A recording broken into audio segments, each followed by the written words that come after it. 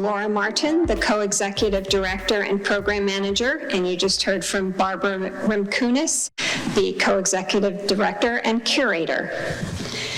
Before we get started, I have a couple of notes. First of all, if you're interested in learning more about Exeter's history, visit our website at exeterhistory.org.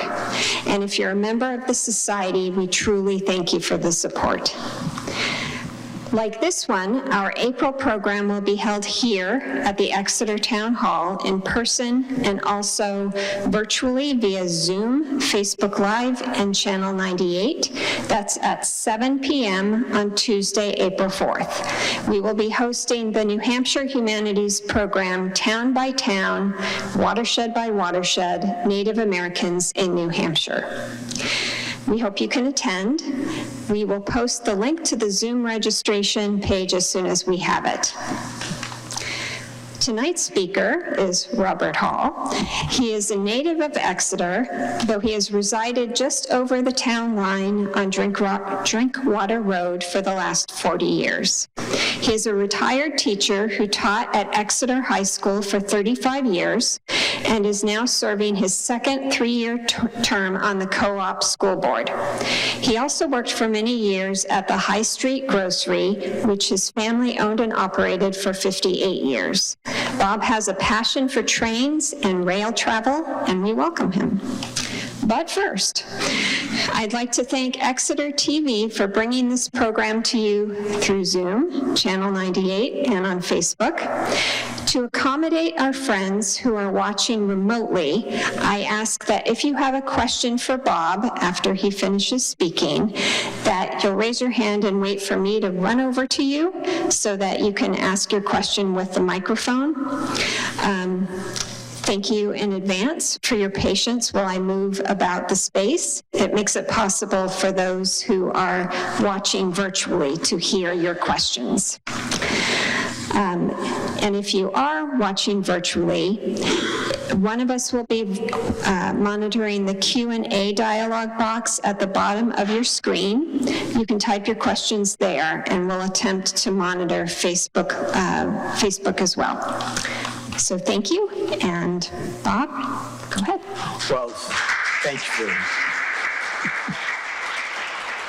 you very much. It's really an honor to be here, and I must start with history. And history, Exeter Town Hall. What better place to be able to speak and to know who spoke here before you? I mean, just the idea that Abraham Lincoln was here is just such an honor, such an honor. And I'm very proud, my hometown, I'm very proud of it. And I begin with history about 20 years before Abraham Lincoln was here in 1860, and that is 1840. Because 1840 is the year that the train finally reached Exeter.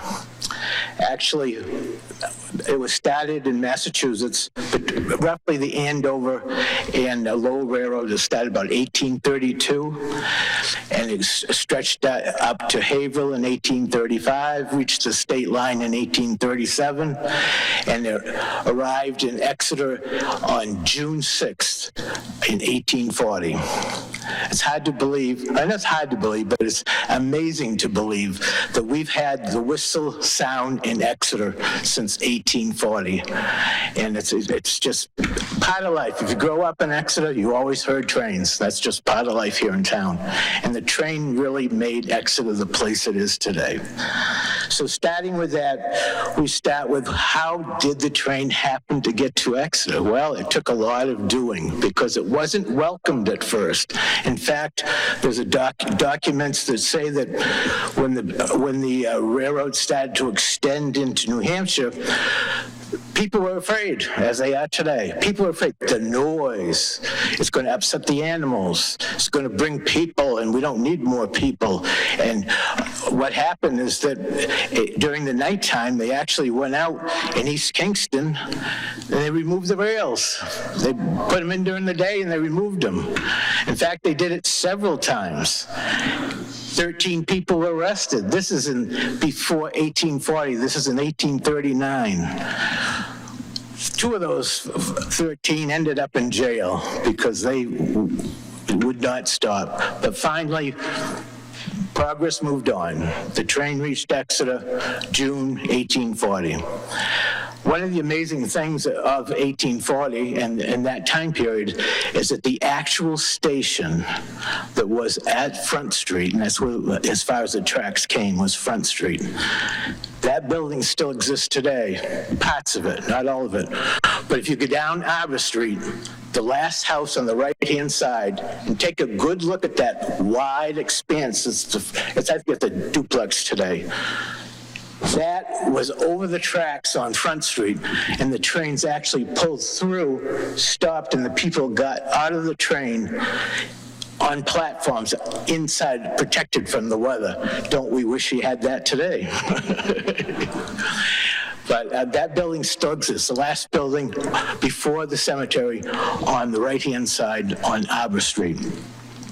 Stations in Exeter. We've had 3 different stations in Exeter. 2 of them were built on the exact footprint of where the station is today. Of course, everyone knows that the current station in Exeter before Amtrak was what we call today Jerry's Variety. Jerry's Variety is a Richardson-style station. It was built in 1912. It was the last of the permanent stations that were built by the Boston and Maine. And of course, the Boston and Maine was the company that built here up through the seacoast, up to Portland, Maine. The Boston and Maine offered us here in Exeter passenger service up until 1965. That was the last year the Boston and Maine had passenger service, and that was the years of the Budliners. I don't know how many people remember Budliners, but the Budliners ran here through Exeter to Portland till 61, and the last commuter train from Boston to Dover ran in 1965. Then we had no passenger service until there was an effort made. I'm going to show you something about that in the 2000s. Amtrak started in 2001. Okay. The efforts to, let's see, some of the things that happened over the years with trains. I mentioned that Exeter was built really by the railroad, because you think back of what was transportation before the railroad here in Exeter. Well, we had 2 choices: overland or use the river. Those were our 2 choices. The river worked great, brought coal into Exeter. Not too good for passengers because it went out through the Great Bay and over to Portsmouth. It was pretty awkward. Same with overland. Overland, it was a day trip from Exeter to Boston. Back then, a whole day to get to Boston, 50 miles. The train, when it reached Exeter, it wasn't too fast at the beginning. In fact, 20 miles an hour was rapid speed in the 1830s, 40s, and 50s. And that was, there's quite a story. And in fact, there's a great book. The Historical Society has a great book about when the railroad comes to Exeter. And it tells about interesting events that happened between on the first travelers from Exeter to Boston, including going off the rails. I mean, safety, you can imagine the first rails that were put into the ground were wooden. You can imagine how long those would last. Then they had steel, but the steel, they hadn't upgraded, they hadn't started all the different strengthening of steel. So the weather cracked the steel, the rail broke. I mean, it was just not a secure ride. So they'll tell the story of people, the engine separating from, that's another thing. You had Lincoln pins that the coupler was not like a hydraulic coupler we have today, but it was a Lincoln pin, and a pin had to be dropped in to connect the cars together. Those many unfortunate accidents happened with that Lincoln pin, but in the early days they broke, and they truly were carriages at the beginning. They were not rail cars as we know it today. They were carriages, and some people took a rather crazy, hectic ride off the rails. And one of the stories that happened in Massachusetts is documented to Exeter folks there. But transportation moved us on. I mean, we were a growing town even back in the 1850s, 60s, 70s. The Civil War really brought a lot of effort and enthusiasm into being able to extend rail into New England, especially northern New England. And of course, our soldiers left town on the railroad. When Lincoln came to town, he came by train. He was here in 1860. Lincoln Street was not named Lincoln Street. In fact, it wasn't even there. The station was on Front Street. The different streets were different names. We had Front, Middle, and Low Street. So those were changed over the years. Lincoln Street was cut through from Front Street up by, well, the way it goes today, up to the railroad tracks and over to Main Street in the 1860s. And another big factor at Exeter is the Phillips Exeter Academy.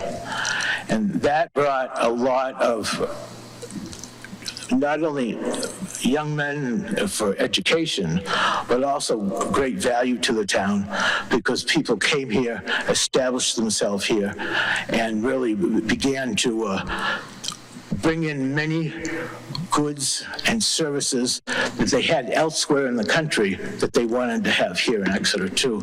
So it really expanded what was brought to Exeter for Exonians. So the Academy has to be credited for that also. So that's really the past. The other thing is, a couple things I want to mention. Number one is the busiest railroad station in the nation for World War I, during World War I, was North Station in Boston, the busiest station in the nation. Number two, the railroad through here, we had amazing, amazing trains. I mean, transportation, while we struggled to have public transportation today, we had great public transportation in 1900, 1890s. You could get off the train up there on Lincoln Street and take the streetcar downtown. If you want to go to Hampton, you can go over there. Miss the train in Exeter, go to Hampton. Get on the train in Hampton, go to Boston. Take the streetcar to the beach. Exeter, Hampton, Amesbury Street Railroad. Great service, great service. That ran from about 1880 to 1927. I mean, it was a great opportunity. So public transportation is nothing new to Exeter. It's that something we need to redevelop in Exeter. Another thing, freight. The freight, today we don't even have a siding on the railroad in Exeter. Not one siding left. But can you imagine that everything that came that the people needed in Exeter was really shipped by rail?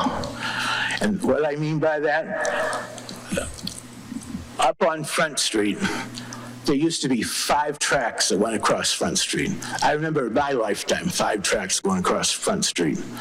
Always, we had a main line that had 2 tracks, an eastbound track and a westbound track.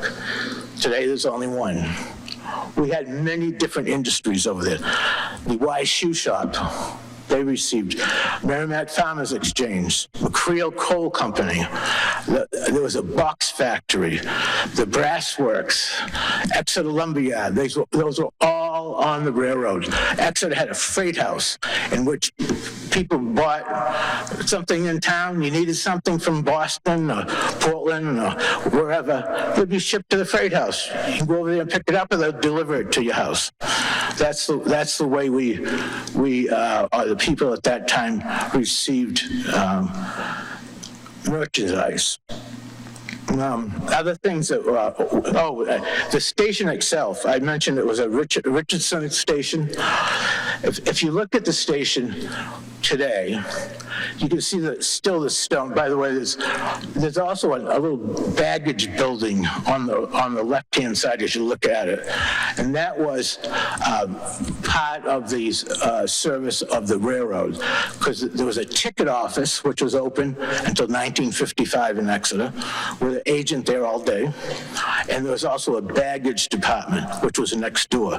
So if something came in, everybody traveled by those big I forget the names of them. They're the big suitcases, what they are. But they used to ship all their goods. When they'd travel, they'd ship it ahead of time. So it'd get there before they would. If you're going to Chicago, ship it away. It'll be there in Chicago when they arrive. And steamer trunks, there they go. So that's what it's called. But it was amazing. I just think back of what we had. The other thing is named trains. Where could you get a train from Exeter to? Well, certainly Boston. You could go right to Washington, D.C. You go to New York City. You could take the Gull through cars to Halifax, Nova Scotia. You could take the Kennebec or the Penobscot. Those trains through cars to Bangor, switch, you go up to Presque Isle, Holton, Maine, down to the coast to Ellsworth. All easy. Rockland is another town. I mean, everything was in easy access by rail. And that's only in New England, northern New England. Can you imagine what the country was like if Exeter had that opportunity in 1910? We had more trains. We had 70 trains a day through Exeter in 1917. World War I was the maximum of travel in and out of Exeter during all the years of rail opportunity. State of Maine Express, I got a list of trains that we had, but you could take the train and connect, go right to Chicago. It was wonderful opportunities.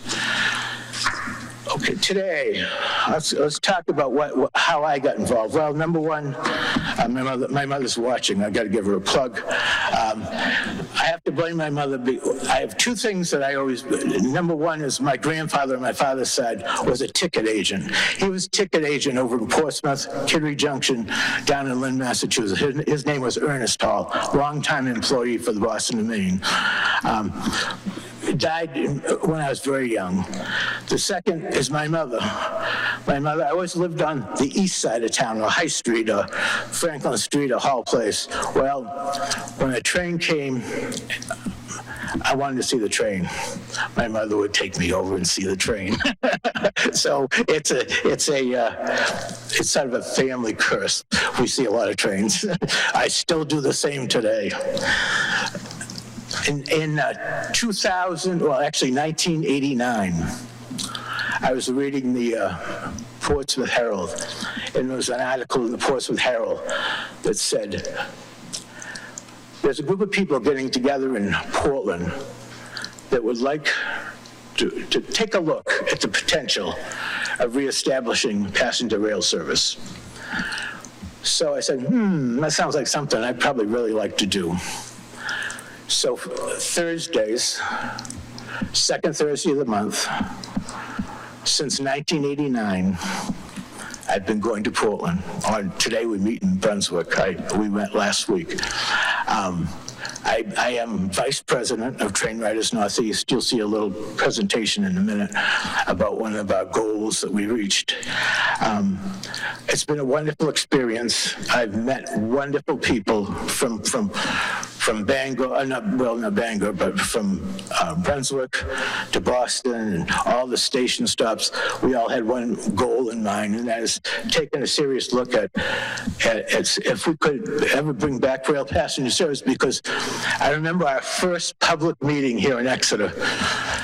Charles O'Leary came. He was at that time, this is probably about 1990. He was the Secretary of Transportation, or he was representing the transportation industry here in New Hampshire. And he came and he blasted us. What a waste of money. Crazy idea. Nobody's ever going to ride that train. I heard it all. We heard it all constantly. We heard it in Dover, too. Nobody's ever going to ride that train. Well, I'm glad to say they were wrong. And the train has been wonderful. And I'm so proud I've been not only a part of it, but I brought it to my hometown. And Exeter is a better place because of the train I'm going to show you about, because it is great. The Train Riders Northeast was founded, we were founded in 1989. We started with 20 people. We grew a membership to over 300. got in contact with our political, because it was unheard of that we'd be able to do this. It was 3 different states, Maine, New Hampshire, and Massachusetts. We agree on just about nothing. 3 levels of government, state, federal, and local. I mean, once again, it's tough to deal with state, federal, and local. But one of the things that we had on our side is we had Senator George Mitchell from the state of Maine. He's a great man. He's quite elderly today and not a well man, but he made the difference when it came to our train. And he really put forth a lot of effort with our group to get the train back to Portland. I'm going to take a drink here. I think I have some water.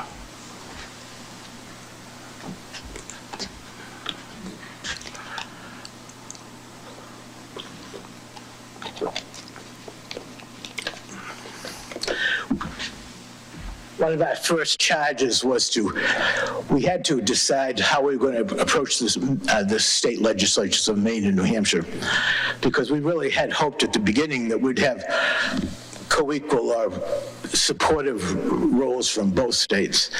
Well, in Maine, we were able to collect 90,000 signatures as a referendum, and Maine's a referendum state. And when we delivered those to the state legislature in Augusta, they accepted it as a bill, and they didn't even have to vote on it. They accepted it as the will of the people, and it became the law of the state of Maine that set up the organization that led to the running of the train, because the state of Maine really finances the train. The state of New Hampshire, we collected 10,000 signatures, which I presented to Governor Judd Gregg at that time. But New Hampshire, unfortunately, still does not fund the train at all. They choose not to fund rail passenger service in the state. So thanks to the state of Maine, we have this service. And of course, one of the things that we had to do with all those signatures is to make sure they're authentic. We went through a process of having to double check all the signatures, and indeed it was accepted. But this led to the setting up of the Northern New England Passenger Rail Service. That is the entity founded in Maine, which runs the train. The state of Maine is the financier of it, but the Northern New England Passenger Service is the entity that contracts with Amtrak to run the service. One of the things that Amtrak, which, by the way, I always have to remember my car. If you ever see me around town, my license plate's Amtrak. I've had that since about 1976. But in 1971, Amtrak was founded. Amtrak is the only passenger rail authority in the nation that has the authority to run over any rail, because Pan Am Railway owned these tracks. They wanted nothing to do with us. Nothing. In fact, they fought tooth and nail to make sure that we would never be on those railroad tracks. But we went to the Surface Transportation Board. It took almost 10 years. And that's why, as I say, I have a patient person, because I waited 15 years for a train here in Exeter. But we got it. And we fought our way. We went through the Surface Transportation Board. They appealed it, but they lost in the long run. We got on the rails, and we've been on the rails since 2001. And I'd like you to show a big day in Exeter on December 14th, 2001. And I have some photos on the table of that day too.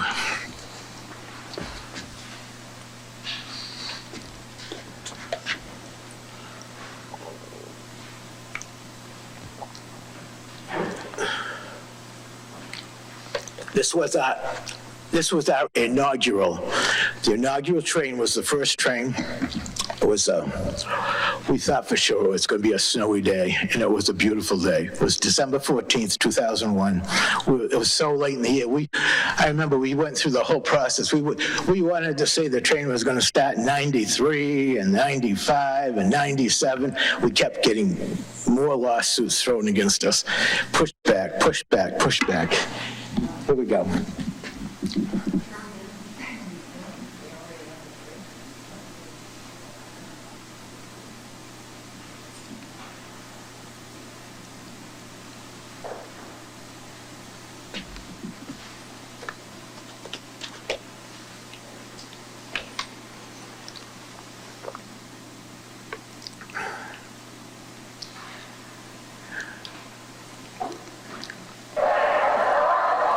Here's Exeter.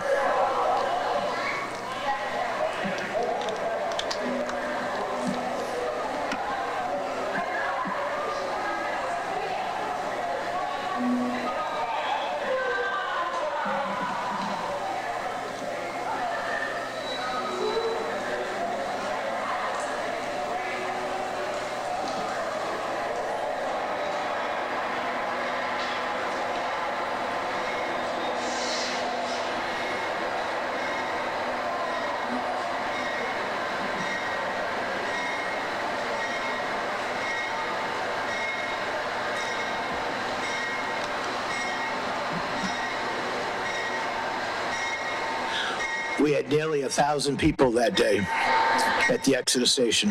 Were any of you there? No? No.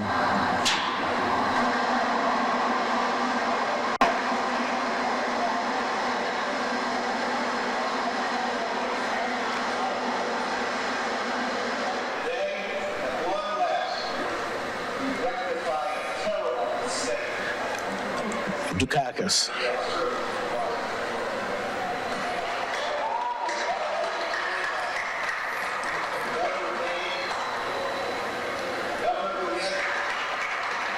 Tracy McGrail.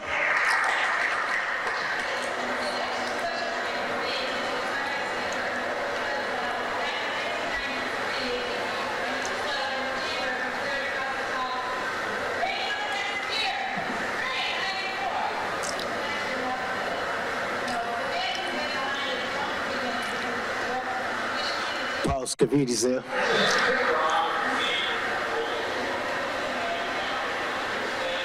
Angus King.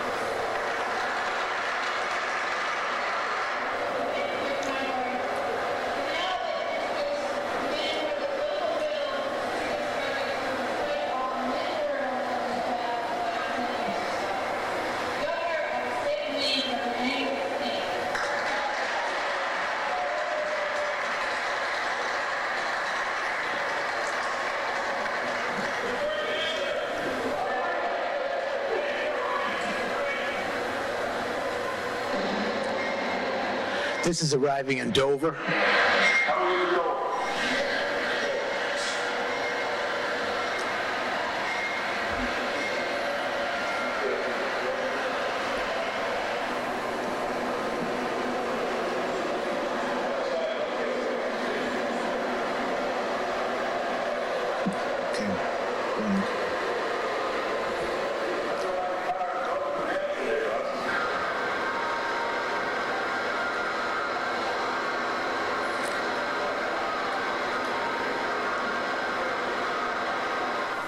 Thank you. Gives you an idea of what it was like that day. That was December 14th, 2001. There was the inaugural train. It was the beginning of the service. The train has operated every day since then, except for COVID. We lost 3 months of service because of COVID. I'll speak to that in a minute. But the service has really been a wonder. You can see the train. It's what they call push-pull, which means that the engines aren't turned at the end of the route. For the first, it goes, the real engine is on the north end, because when it goes into North Station in Boston, if the engine that's operated is on the south end, the exhaust goes up into the station itself. So it's on the north end. So it's pushed to Boston, pulled to Portland. And that service operated like that for the first 10 years, but then that's 115 miles from Boston North Station to Portland, Maine. We're milepost 50, which is we're 50 miles from Boston. And 10 years ago, the service was extended to Brunswick, so that made the trip 30 more miles. So now the towns that are served on the route are Woburn for the commuters outside of Boston. Then the train comes up and stops in Haverhill, Exeter, Durham for UNH, Dover, Wells, then Saco, Old Orchard Beach in the summertime is a seasonal stop right on the beach. You'd get up, many people get off the train. The sand is from here, it's closer than the town office building. That's how close you are to the ocean in Old Orchard Beach. Then you go into Portland. It's on Outer Congress Street, the station. Hopefully, one of our goals is to put it back downtown in Portland. It's a mile from Monument Square. Then it stops right in Freeport. If you ever go to Freeport, there's a kiosk there, or it's looks like a lighthouse. It's in the parking lot. That's where the train stops, right at the foot right down the hill from LL Bean. And then Brunswick. And I always say, every time I think of Brunswick looks exactly like Exeter. If you know what, Brunswick, Maine, and Exeter are like twin towns. Education, we have Phillips Exeter. They have Bowdoin College. You walk out of the station, they have a beautiful station in Brunswick. I'm terribly jealous. They have 2 restaurants at the station. I mean, it's just a brand new complex. They had what it was is a cold, old, dilapidated coal yard there before the service came to town, and they redeveloped the whole thing. They have a brand new hotel. It's just a beautiful center. If you ever have a chance to go and take a look at Brunswick, it's a beautiful place. You walk up to the main street, take a right, Bowdoin College, take a left. You're on the main street of Brunswick. Many fine restaurants. Also, right there, you have a park with a bandstand in the park. That's why I always say it looks so much like Exeter. Let's see. Next thing is, I was talking about how the service got started and the bumps and the growth since then. Our best year of service was 2019. And I just want to give you some figures on how many people we have carried in the Downeaster. The Downeaster has carried over, we're going on to our 22nd year, 17,428,470 passengers. It's a lot of cars off the highway. Exeter is the number 2 spot. The first stop, of course, most passengers are going either to or from Boston. But the number 1 community that sends people to Boston or any other station is Portland. Exeter is number 2. We have a tremendous, over those 22 years, and there's been a lot of bumps in the road, we have a tremendous ridership out of Exeter, which I'm very pleased of. We have had 1,525,116 passengers in and out of Exeter in 22 years. So it'll be 22 years, December 15th. So where are we going from here? How are we doing on time? Are we doing fine on time? because I want to get some questions too. We're doing time. Okay. Where are we going from here? There's some goals that we have. Number one is in Portland, we need to move the station from where it is. It's 1 mile from downtown Portland, but it's on a branch. It's on the old mountain branch, which went to Freiburg and actually connected to North Conway and in the White Mountain area of. It's 1 mile up that track. We need to have it back on the main line where the old Union Station was. You know, that's that 1960s philosophy. We're never going to use that again. They destroyed that. What they did in 1960 is the B&M stop service, Main Central stop service, 1960. And before that year was done, December of that year, they destroyed Union Station. They were determined, you know, and they put up I would say it's a little mall type thing. It's just about out of business today. So the site of the original Union Station could be, I'm not saying is, could be the site of a new station at some point. I'd love to see it. And it's right by Maine Medical Center and by the new hospital there in Portland. It's you know, Portland, like Exeter, has gone through a tremendous, you know, change. I mean, it's a much different city than we had just 10 years ago. So I was talking about improvements. Another improvement is that they want to build a second station in Portland. It's on what they call West Falmouth because that's right near 95. Wells is going to be the place that changes the most because one of the things that CSX, by the way, CSX is the owner of the rail line today, not Pan Am. Pan Am's done. Pan Am's gone. CSX has come in and invested greatly in the railroad since they've owned it. And they've owned it for less than a year. We have much safer, and safety in rail is big business today. We're much, in fact, one of the things that tragic accident happened down in Ohio, one of the things that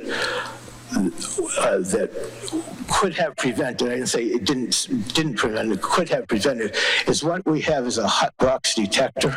Detectors have readings.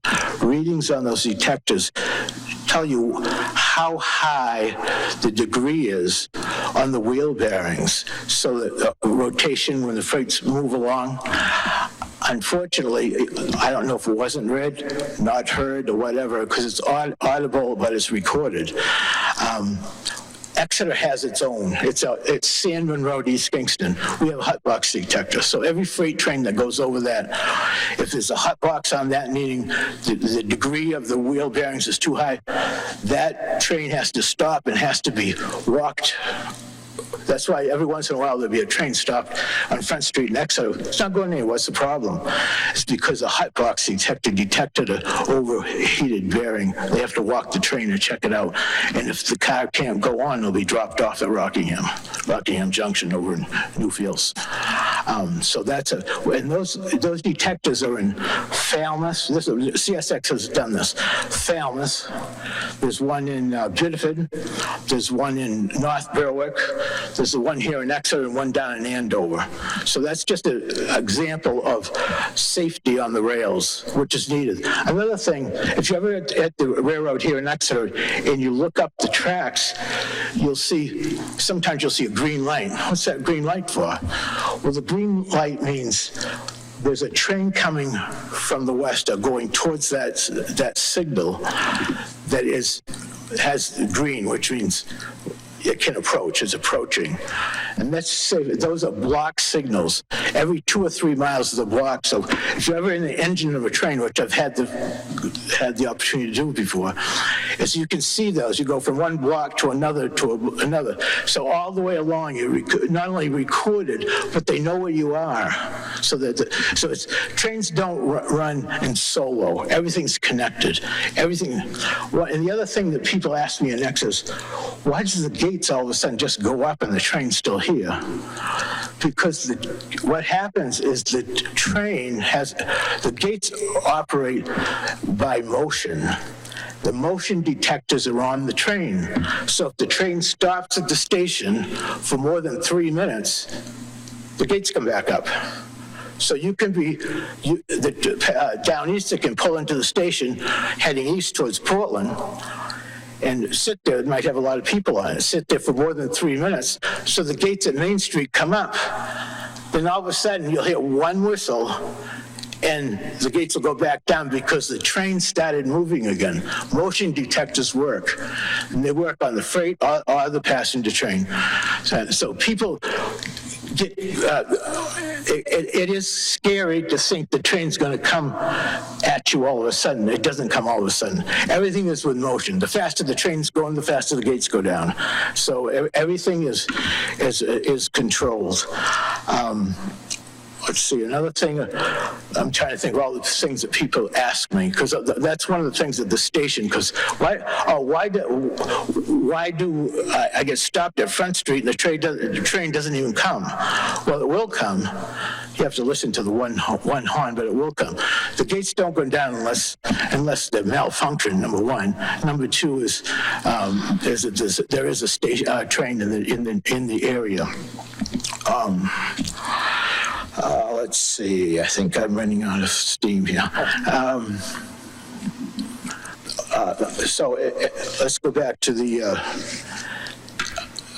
situation. So I gave you the statistics of how much ridership we have in Exeter, which is great. The future, we're continuing to look into the future. What's going to happen in Exeter is that there'll be a decision at some time whether or not Exeter will ever have double track again, because double track is being put in. We're putting in we aren't, but the CSX is putting in 7 miles of double track in Wells right now. So, because one of the things we do need as we grow service is that we need more sidings. It's either sidings or double track. That's the other thing people ask me. How can there be a train in Exeter 5 minutes after one just leaves? Well, if you're going to the east or going towards Newfields, you get out just the other side of 101, and there's a siding, 3 mile siding from Exeter into Newfields. The trains pass there.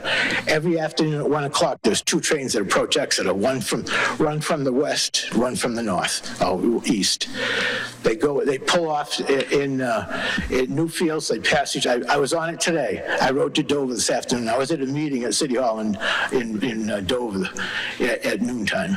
I came back at 1 o'clock, and I was on the southbound, and we passed over in Newfields, and worked just fine. It's just a wonderful thing here. I think you can feel my passion. It's a wonderful thing. It's good to, some people like baseball. I love baseball. Not my thing. Racing, all that stuff. Trains is my thing, and I love it. Another thing that is happening is that more and more people further and further away from the route here are coming. We had 90 people from New Brunswick come and get on the train in Brunswick and go to Boston. Every year we have families that come from Canada. They park in Brunswick. They do the shopping for the kids to go back to school. They do it at LL Bean's. And they spend part of their week. They'll go to Boston. We need to attract that to Exeter, and we can do it. But we need to have a station. We need to have a place for people to go inside. As I said, I waited for a train for 15 years, but I'm now waiting for a bathroom at the station for 22 years. I mean, that's pretty, we need to do something about that. And it's as much as Exeter is growing, we could welcome more people to town and have more business if we invested in what we have right here, right now. And the train is a good example. So I hope that you folks will, number one, ride it. Take a ride. If you're over 65 over, right now,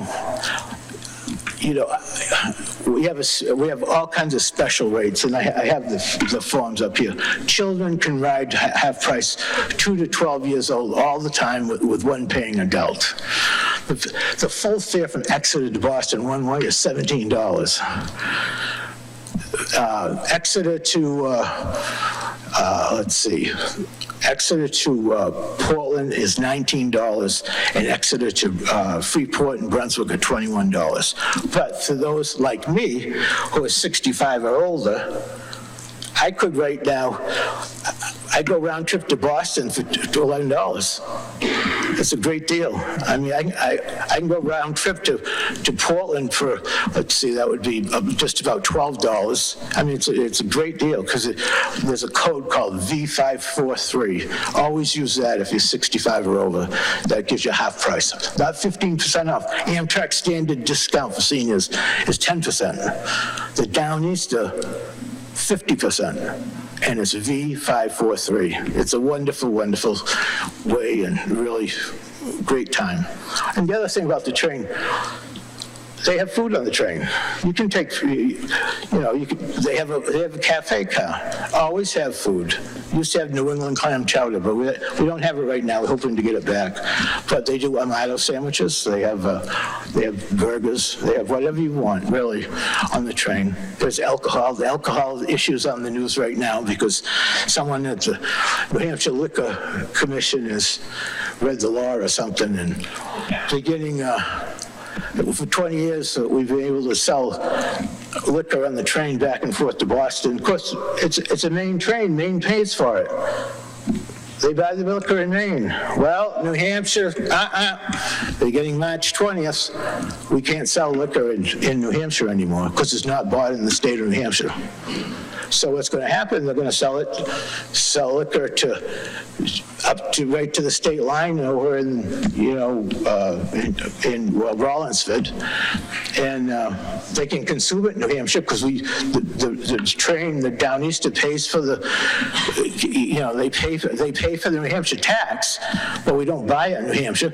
It would be just a nightmare. Can you imagine having, this bottle's bought in New Hampshire, this bottle's bought in Maine, and trying to accommodate for that for everybody? So it's just not going to happen. So we're not going to sell alcohol on the train in New Hampshire, but it will be able to be consumed in New Hampshire because the train does have a liquor license. We just don't buy the liquor in New Hampshire. It's petty, but I don't know. That's the way some things work sometimes. I think I'm ready for a few questions. Oh, we got one more thing to show, though, before we do that. Let's do that. This is North Station. This is the president of our organization, Train Riders Northeast, on a walking tour through what, I want you to take a look at what you think North Station looks like and what North Station looks like today.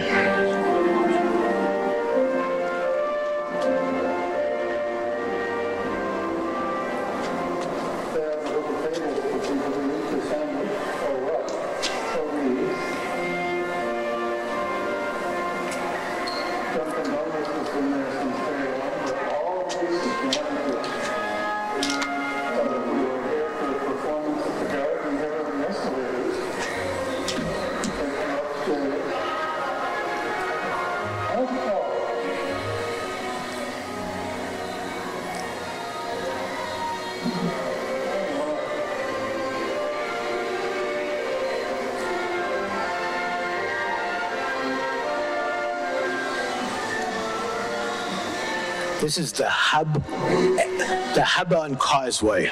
This is North Station, Boston. Boston needs it.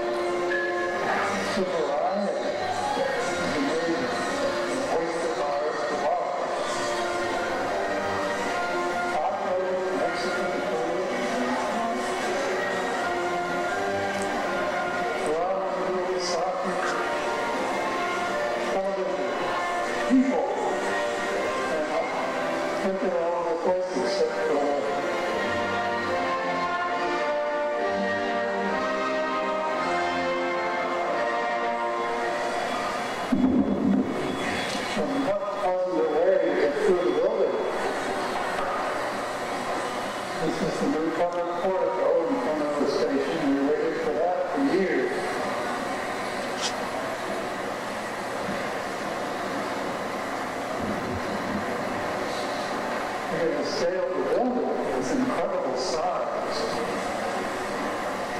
All the years we watched them build them. Yes, my goodness, look at what we have for choices. Almost like big city in New York with the gardens. Somebody took some time and effort here to make this very green, very lush. It's the front door of the station. Very pretty. And this is the entrance. Talk about a big front door. It's an amazing building.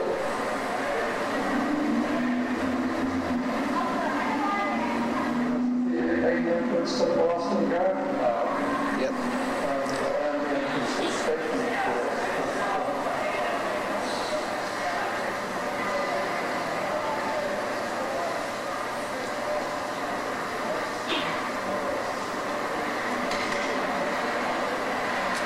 That's the famous Bobby Orr statue. Big entrance. All the years navigating through plywood and temporary walls. Huge Star Market downstairs under the station. Anything you want. Food court.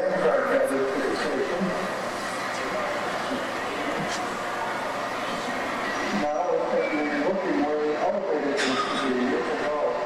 That was the first thing we did was the elevated railroad.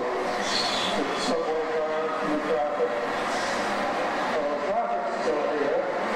All the buildings that had a facelift have been replaced. And the railroad is gone. Subway is gone. It's underground. And the street is clean. It doesn't look like the old joke about the North End. It's quite attractive. And looking at the vertical gardens here, somebody spent a lot of time and energy and money on this, but it's an attractive feature. Mixed in with all the traffic and the activity that goes with it, it's a pleasant look. There are several of them up and down here at the entrance. Look at the State Street building. I don't remember it. It wasn't there yesterday. So that's a Boston that we have today. Much different than Boston that probably many of you remember. The old squeaky cars that used to come around on the elevated up over Causeway Street. It's all gone. That's a bright, open to daylight street now. Okay, let's move to questions.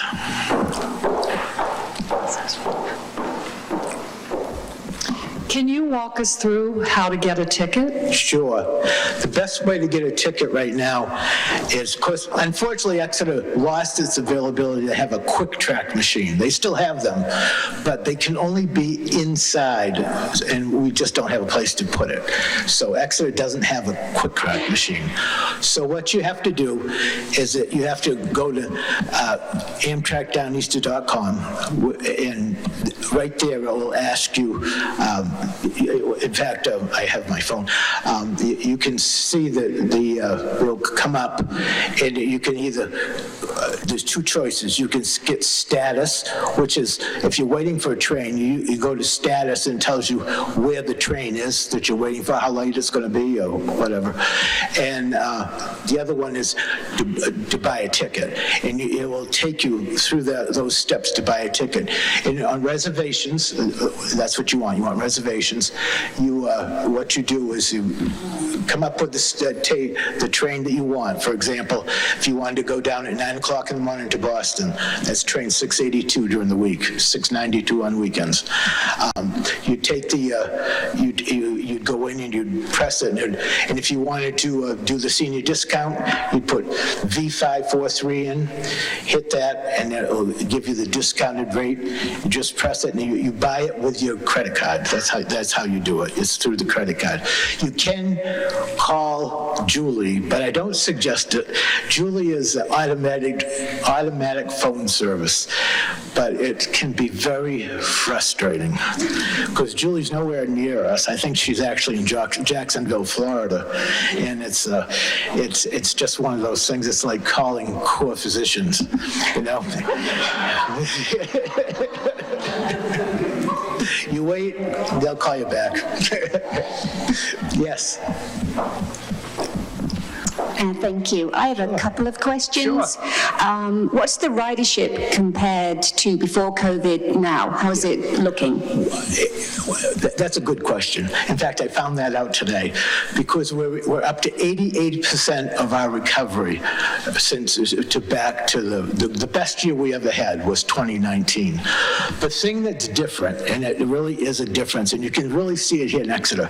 Exeter was #1 commuter station on this route. We were #1. We would have 100 people every night, 6:30 off that train.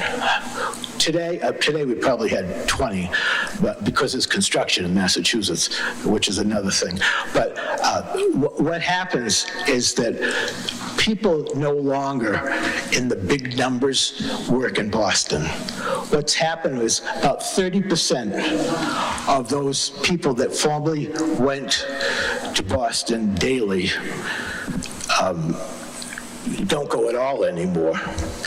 And of those, the next 30%, they go down twice a week. So a lot of people go on Tuesdays and Thursdays. Monday, Wednesday, and Friday, especially Fridays, is pretty quiet now because those are the days that people tend to work at home. So ridership, again, yes, we're on the way back. The recovery is impressive. We're up to 88%.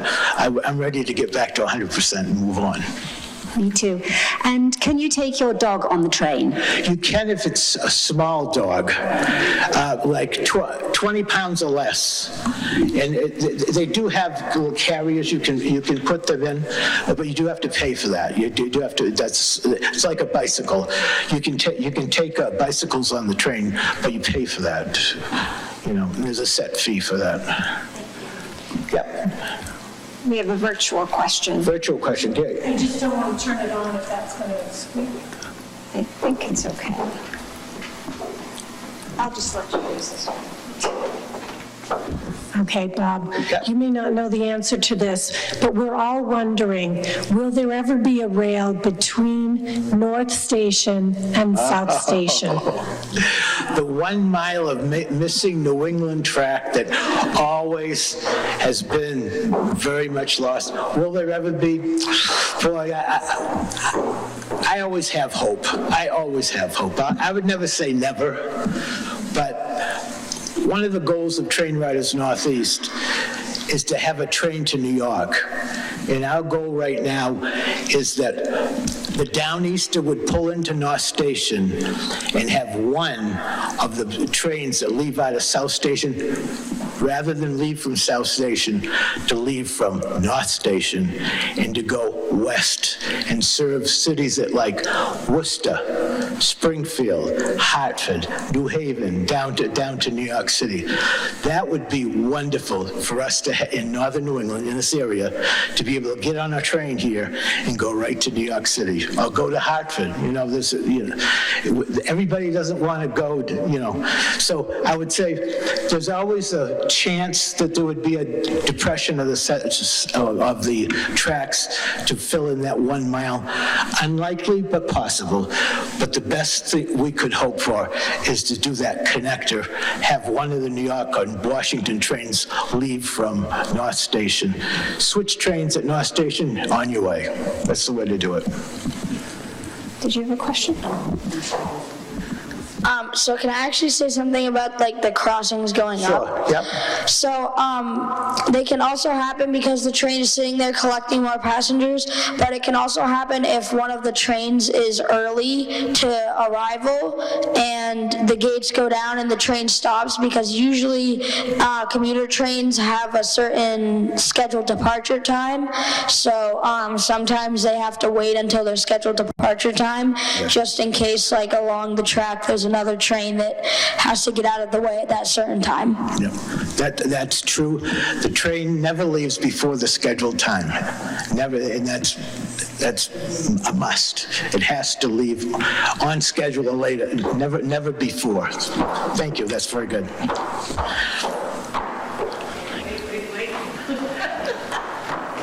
So who is responsible for building or upgrading a station or platform? Okay. Is it Amtrak? Is it the town? services provided by Amtrak, we are a host community.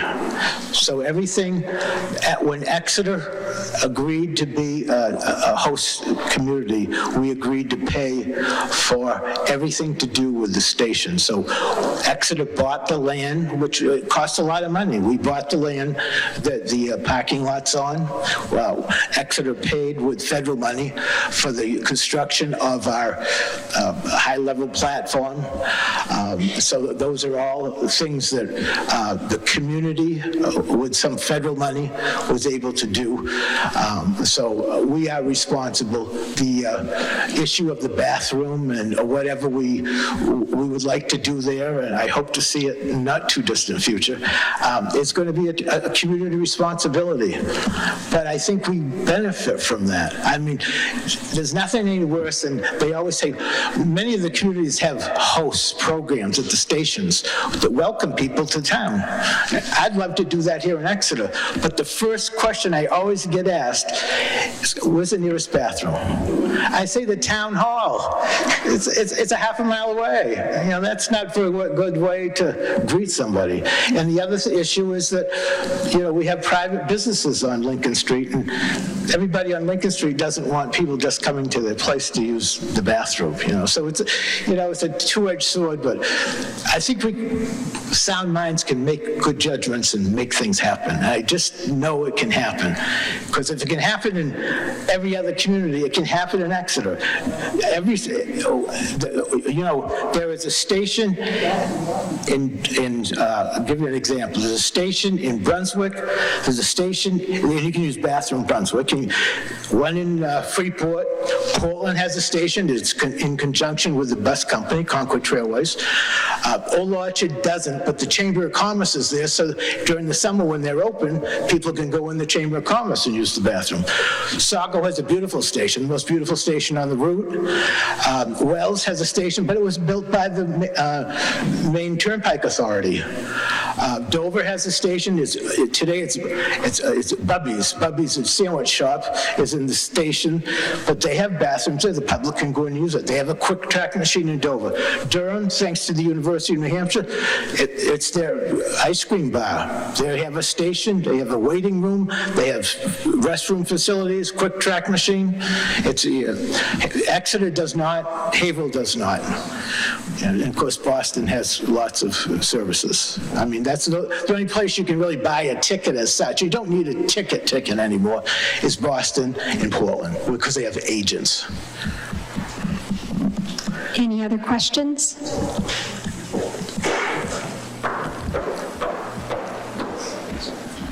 Bob, I've always been under the impression that the Downeaster route has been the single most successful state-supported Amtrak route in the country. Is that still correct? It's true. You know, I'm going to tell you the amount of money that the fare box pays, and that's 55 cents on a dollar.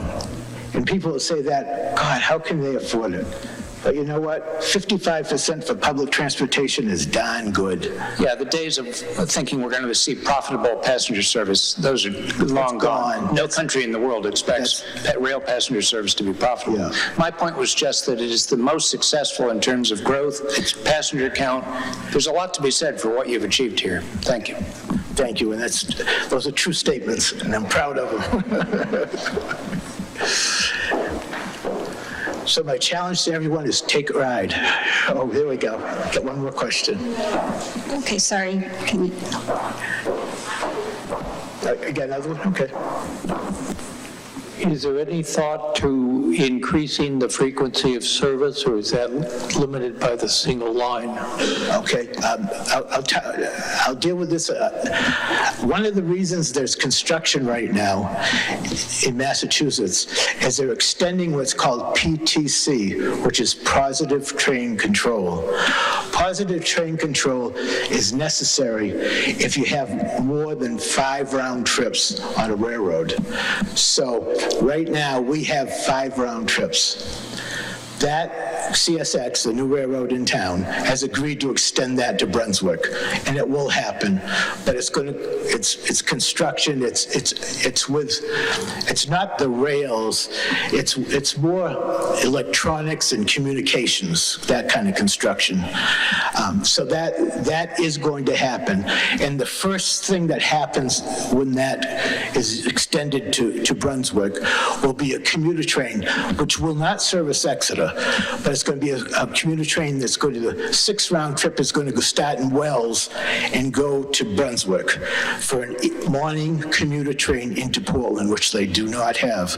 Because the first train to Portland is the first train to Exeter right now, which is 10 o'clock here, after 11 o'clock in Portland, which is pretty late in the day, and the commuters just couldn't use that. That's why in Maine, once again, they're the ones that are paying for the service. They need that commuter rail. But after that, I could see Exeter gaining another train to Boston. You know, and the ridership is an interesting thing. It's not people my age that grew up with a car that is riding the train. The University of New Hampshire, the young people, they are not buying cars. They're using public transportation. This country is going through a revolution in transportation. And we're all done. This state is going to have to catch up someday because we're all done building highways. The future is not in building highways. The future is in public transportation. The world knows that climate issues are real. I mean, it's speaking for itself. I don't need to say it anymore. Because look at the weird weather we had this winter. We didn't have winter until January, almost February. Now we have winter. Look at California, feet of snow. Rain, San Diego. It doesn't rain in San Diego. It sure does this year. Bob, we have Yes. one more question. So speaking about the bathrooms. Yep. So where would a bathroom have to be? Would one of the businesses near the depot have to give up their building to build a bathroom? No, not at all. What we really need is a place to get people out of the weather more than anything else. It is unreasonable to have people at 6:30 in the morning in Exeter have to either sit in their car and run for the train or be on a platform where it's 10 below zero. It's unreasonable. So the bathroom I use is a good example of what's needed to welcome people to Exeter. But we got to do something for our own people that ride the train. And what we need to build is a small, and I do say small, facility.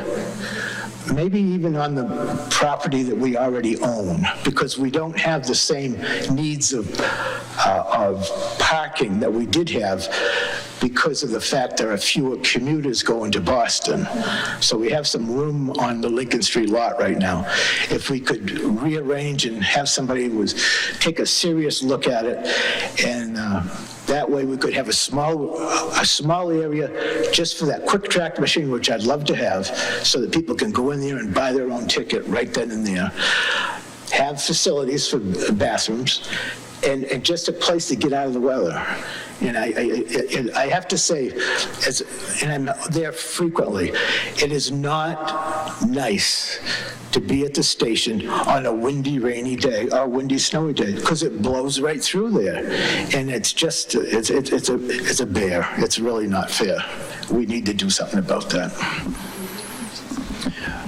Bob brought some schedules for us and senior discount things. There's a whole bunch of swag up there on the table after he's all finished.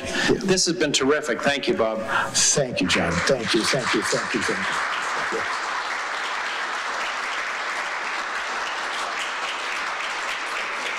I'm glad you all came, and I'm glad that those people at home are watching. I hope everybody had a good time.